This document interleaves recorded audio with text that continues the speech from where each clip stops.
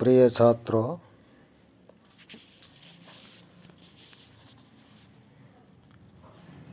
आज मैं BA part first के प्राचीन भारतीय इतिहास से संबंधित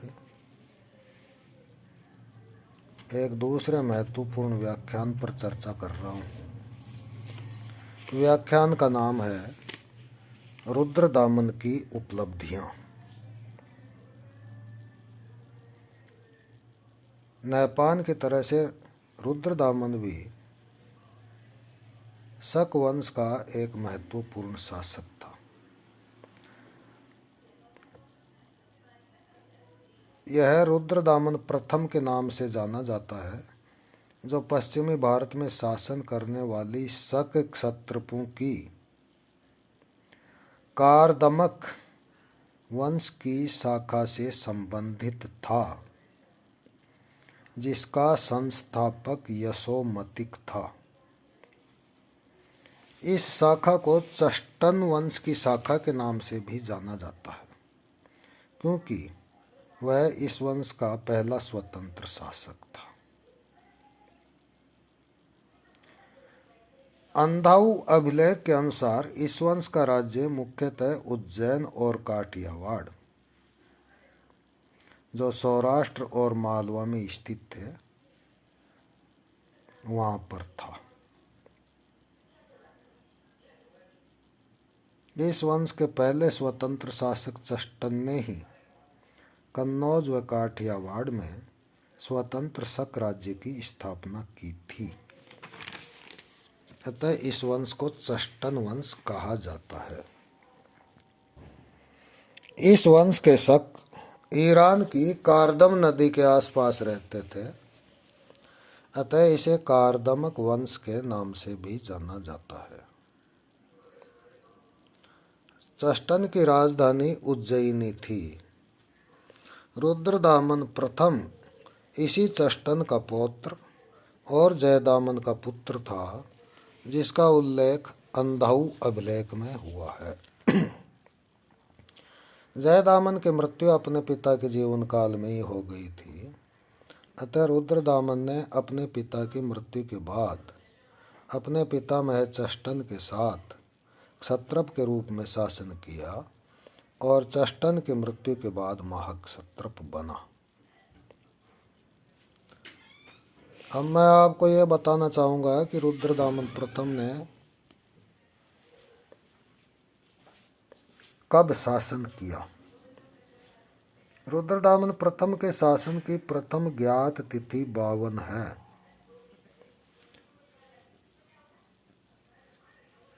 जो अंधाऊ अभिलेख में उल्लिखित है। इस समय वह चष्टन वंश के संस्थापक अपने दादा के साथ या पितामह के साथ शासन कर रहा था। उसके शासन की अंतिम ज्ञात तिथि 72 है, जिसका उल्लेख जूनागढ़ अभिलेख में हुआ है। ये दोनों तिथियां शक संवत की है। इस प्रकार रुद्रदामन ने 78 + 52 बराबर 130 ईस्वी से 78 + 72 बराबर 150 ईस्वी तक शासन किया। कहने का मतलब यह है कि 78 ईस्वी में शक संवत की शुरुआत हुई और शक संवत के 52वां वर्ष जो है कनिष्क के शासन की रुद्रदामन प्रथम के शासन की प्रथम ज्ञात तिथि है। इस तरह से रुद्रदामन के शासन की पहली तिथि हुई 78 + 52 बराबर 130 ईस्वी। ये उसके प्रारंभ की तिथि है। और उसके शासन की अंतिम तिथि, जैसा मैंने आपको बताया, 72 है। यह भी शक संवत की है। तो 78 में 72 जोड़ने पर 150 ईस्वी आता है। इस तरह से उसने 130 से 150 ईस्वी तक शासन किया। अब रुद्रदामन की जानकारी के कौन कौन से स्रोत हैं, इसके बारे में मैं आपको संक्षेप में बताऊंगा। रुद्रदामन की उपलब्धियों की जानकारी का प्रमुख स्रोत उसका जूनागढ़ अभिलेख है, जो मौर्य शासक अशोक के अभिलेख पर अंकित है। कालांतर में इसी शिला पर स्कंदगुप्त ने अभिलेख अंकित कराया था। उसकी प्रारंभिक जानकारी अंधाऊ अभिलेख से होती है। इसके अतिरिक्त उसकी चांदी की मुद्राओं से भी उसकी जानकारी मिलती है। मुद्राओं में उसे जयदामन का पुत्र कहा गया है और इन सभी पर महाक्षत्रप की उपाधि का प्रयोग किया गया।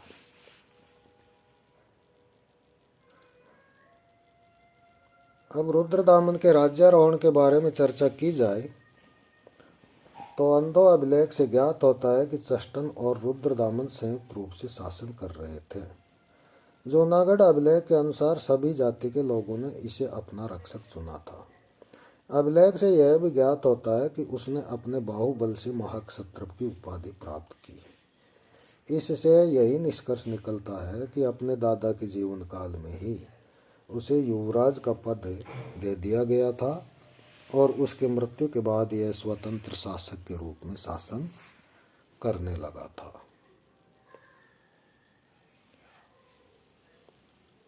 जहाँ तक रुद्रदामन के राज्य विस्तार का प्रश्न है, उसके राज्य विस्तार के बारे में जूनागढ़ अभिलेख से जानकारी प्राप्त होती है। इस अभिलेख में रुद्रदामन प्रथम को निम्नलिखित प्रदेशों का स्वामी बताया गया है। नंबर 1, पूर्वी और अपर आकर। यह पूर्वी तथा पश्चिमी मालवा का नाम है, जिसकी राजधानी विदिशा थी। नंबर 2, अवंती, जिसकी राजधानी उज्जैनी थी। नंबर 3, अनूप निवृत्त। यह नर्मदा तट पर स्थित मांधाता या माहिष्मती का प्रदेश था, जिसकी राजधानी माहिष्मती थी। नंबर 4, आनर्त। यह उत्तरी काठियावाड़ था, जिसकी राजधानी कुशस्थली, जिसे द्वारका भी कहा जाता है, थी। नंबर 5, सौराष्ट्र, जो दक्षिणी काठियावाड़ का क्षेत्र था और जो जूनागढ़ का समीपवर्ती भाग माना जाता है। इसकी राजधानी गिरिनगर थी। नंबर 6, स्वभ्र। यह साबरमती नदी के किनारे का प्रदेश था। नंबर 7, मरु। यह पश्चिमी राजस्थान का मारवाड़ प्रदेश था। नंबर 8, कच्छ। यह गुजरात में स्थित कच्छ की खाड़ी का प्रदेश था। नंबर 9, सिंधु। यह निचली सिंधु घाटी का प्रदेश था। नंबर 10, सोवीर।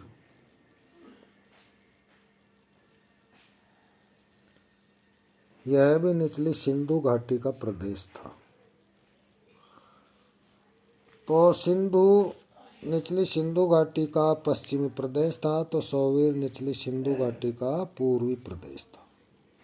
नंबर 11, कुकुर। यह सिंधु और काठियावाड़ के मध्य का प्रदेश था। नंबर 12, अपरांत। यह उत्तरी कोंकण का प्रदेश था, जिसकी राजधानी सूरपार्क थी। तथा नंबर 13, निषाद, जो पश्चिमी विंध्य और सरस्वती नदी के मध्य के प्रदेश के अंतर्गत आता था। इसके अलावा उसने अन्य प्रदेश भी जीते थे, क्योंकि जूनागढ़ प्रशस्ति में उक्त विजयों के बाद आदि शब्द प्रयुक्त हुआ है। रुद्रदामन के राज्य विस्तार के विवरण से निम्नलिखित तथ्य ज्ञात होते हैं। नंबर 1, सातवाहनों की पराजय। नंबर 2, कुषाणों की पराजय तथा नंबर 3, योद्धयों की पराजय। तो यह मैंने रुद्रदामन के राज्य विस्तार के बारे में आपको बताया है। एक बार मैं आपको संक्षेप में चर्चा कर देना चाहता हूँ कि पूर्वी और पश्चिमी मालवा, अवंती, अनूप, निवृत्त, आनर्त, सौराष्ट्र, स्वभ्र, मरु, कच्छ, सिंधु, सौवीर, कुकुर, अप्रांत और निषाद प्रदेशों के विजय का उल्लेख जूनागढ़ अभिलेख में हुआ है, जिनके समीकरण के बारे में मैंने आपको विस्तार से बता दिया।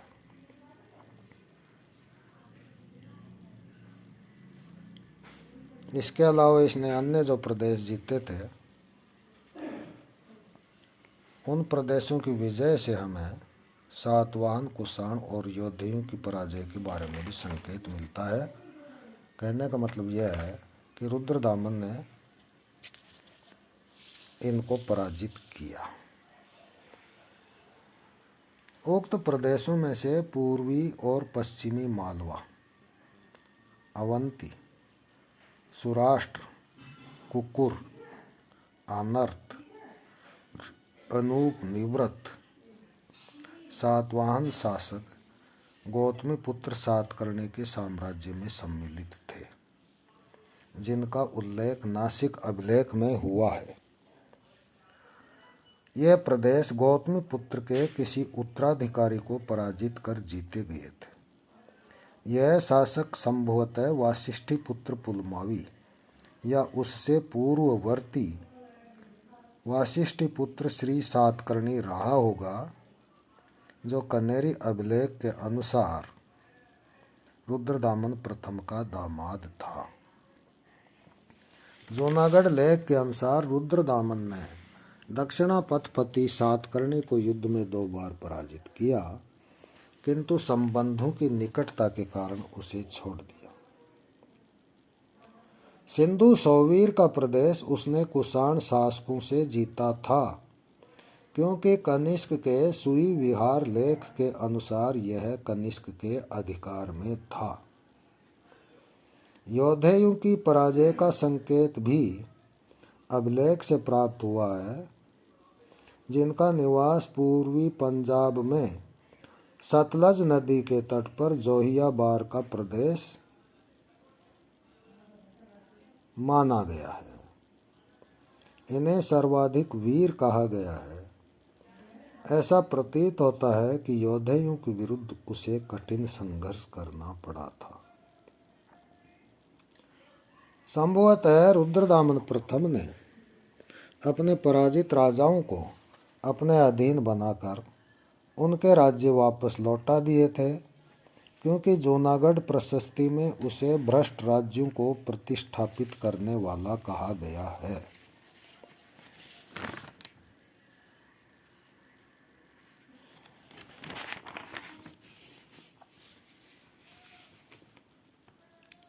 अब मैं रुद्रदामन के शासन प्रबंध के बारे में आपसे चर्चा करना चाहता हूँ।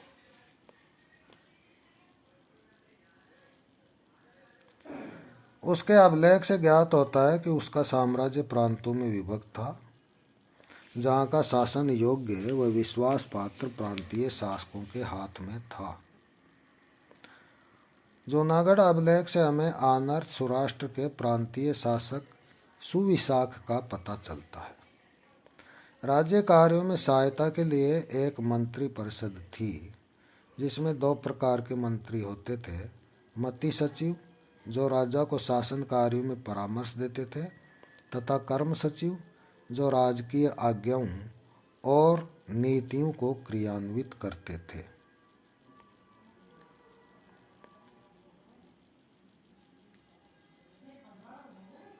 अपने शासन का खर्चा चलाने के लिए रुद्रदामन प्रजा से कर भी लेता था। बलि, शुल्क व भाग सामान्य कर थे, जो प्रजा को देने पड़ते थे।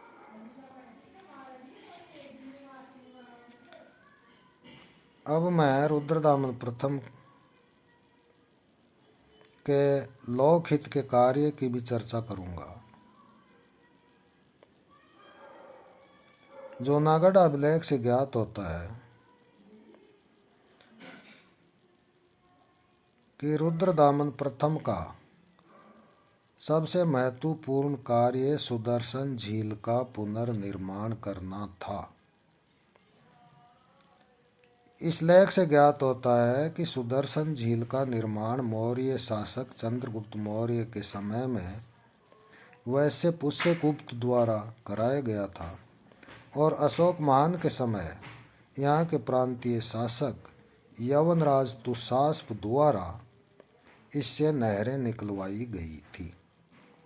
रुद्रदामन के समय 150 ईस्वी में भारी बरसात होने की वजह से सुदर्शन झील का बांध टूट गया था और उसमें 24 हाथ चौड़ी, इतनी ही लंबी तथा 75 हाथ गहरी दरार पड़ गई थी, जिससे झील का सारा पानी बह गया। रुद्रदामन ने अपने व्यक्तिगत कोष से धन देकर अपने राज्यपाल सुविशाख के नेतृत्व में, जो पहलव नरेश कुलेब का पुत्र था, बांध की फिर से मरम्मत कराई तथा उसे 3 गुना मजबूत कर दिया। इस कार्य के लिए उसने प्रजा से न तो अनुचित धन वसूल किया और न विष्टि या बेगार तथा पुण्य या प्रणय कर लिया। तो सुदर्शन झील का पुनर्निर्माण ये रुद्रदामन का एक बहुत महत्वपूर्ण कार्य था। और छात्रों, ये सुदर्शन झील के इतिहास के बारे में आपकी परीक्षा में ही नहीं, कई बार प्रतियोगी परीक्षाओं में भी ये प्रश्न पूछ लिया जाता है कि सुदर्शन झील के इतिहास के बारे में आप क्या जानते हो। तो मैंने बताया इसका निर्माण जो है चंद्रगुप्त मौर्य के समय हुआ। अशोक के समय में इससे नहरें निकाली गई। रुद्रदामन के समय में इसका पुनर्निर्माण करवाया गया और रुद्रदामन के बाद एक बार फिर स्कंदगुप्त के समय में इस झील का निर्माण कार्य किया गया था। तो यह आपको ध्यान रखना है। रुद्रदामन प्रथम एक महान विजेता और निर्माता होने के साथ साथ विद्वान तथा विद्या प्रेमी शासक भी था। वह वैदिक धर्म का अनुयायी था तथा संस्कृत भाषा को उसने राजकीय आश्रय प्रदान किया। उसका जूनागढ़ अभिलेख अपने आप में इसका प्रमाण है, जो संस्कृत भाषा का प्राचीनतम अभिलेख है। कहने का मतलब यह है कि भारतीय इतिहास में पहली बार संस्कृत भाषा का अभिलेख रुद्रदामन प्रथम के समय में लिखा गया। इसको अच्छी तरह से याद कर लेना कि पहली बार संस्कृत भाषा का लेख किसने लिखा। इसका सीधा उत्तर है रुद्रदामन प्रथम ने। इसको अच्छी तरह से आपको याद रखना है, बहुत काम आएगा, है ना। इससे पूर्व भारतीय शासकों ने पाली व प्राकृत भाषा को अपनाया था। उज्जैनी उसके समय में शिक्षा का एक प्रसिद्ध केंद्र था। अभिलेख में उसके स्वयंवरों में जाने तथा राजकुमारियों के साथ पाणी ग्रहण करने का उल्लेख भी मिलता है, जिससे यह प्रमाणित होता है कि इस समय तक शक भारतीय समाज में पूर्णतया घुल मिल गए थे। अब रुद्रदामन प्रथम के मूल्यांकन के बारे में आपसे चर्चा की जाती है। जूनागढ़ अभिलेख से रुद्रदामन के व्यक्तित्व पर प्रकाश पड़ता है। इसके अनुसार वह युद्ध विद्या में निपुण था। वह वीर और कुशल शासक होने के साथ साथ एक सुशिक्षित व्यक्ति भी था। वह अपने शब्द यानी व्याकरण, अर्थ यानी राजनीति गंधर्व यानी संगीत और न्याय यानी तर्कशास्त्र आदि के ज्ञान के लिए प्रसिद्ध था। वह गद्य पद्य काव्यों में भी प्रवीण था। आपको ये ध्यान रहे कि ये जूनागढ़ अभिलेख गद्य पद्य शैली में लिखा गया था, जिसको चंपू शैली के नाम से जाना जाता है। और शायद गुप्त वंश के महान शासक समुद्रगुप्त ने भी इसी से प्रेरणा लेकर के प्रयाग प्रशस्ति को गद्य पद्य शैली में उत्कीर्ण करवाया, ऐसा लगता है। उसने युद्ध के अतिरिक्त अन्यत्र मानव वध न करने की प्रतिज्ञा ली थी। उसका कोष सोना, जिसको कनक कहा जाता है, चांदी जिसे रजत भी कहा जाता है, हीरा जिसे वज्र भी कहा जाता है, वह दूर्य रत्न आदि से भरा रहता था। परंतु कोष को भरने के लिए उसने कभी भी प्रजा पर अनुचित करों जिनमें विष्टि यानी बेगार और प्रणय यानी स्वेच्छादान आदि नहीं लाते थे। वास्तव में वह लोक कल्याणकारी शासक था जिसने सुदर्शन झील का पुनर्निर्माण कराया।